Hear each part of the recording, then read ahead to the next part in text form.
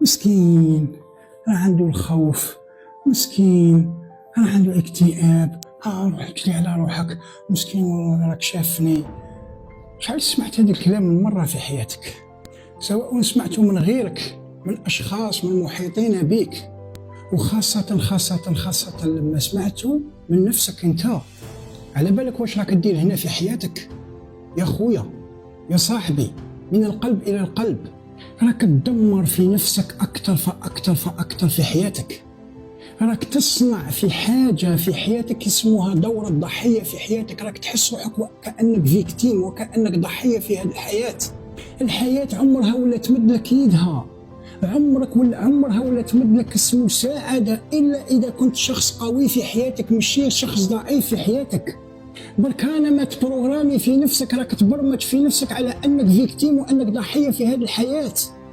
كل هذه المرحلة وانت تفكر وتركز إلا إذا أنا مسكين، أنا مانيش طايق، مانيش قادر، أنا لا أستطيع. تعرفوا وش هو الحل؟ الحل هو استيقظ، افطن، ما تضيعش حياتك وما تخليش الأمر تاعك يسرق أمامك، لأنك في آخر المطاف ما راش عندك هدف في حياتك تمشي عليه وتركز عليه. راح تقول لي مانيش قادر أني نركز على أهدافي، لأنك راك مركز على الأشياء اللي تضرك في حياتك. حتى ولو كانت تضرك في حياتك ركز على أهدافك في حياتك، اصنع أهدافك. اللي صنعوا أهدافهم في حياتهم ما راهمش أفضل منك، لأنهم ما يفكروش في المشاكل تاعهم.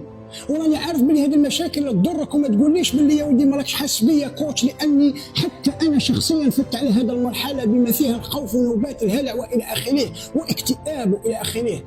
شكون يقول الان اني فت على هذه المرحله؟ راني نعطيك في حل على طبق ليربحك 20-30 سنه في حياتك.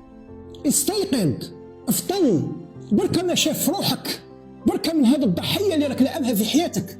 ونقول لك كلمه، صعبتها تصعب لك، سهلتها اقسم برب العزه غير تسهل لك.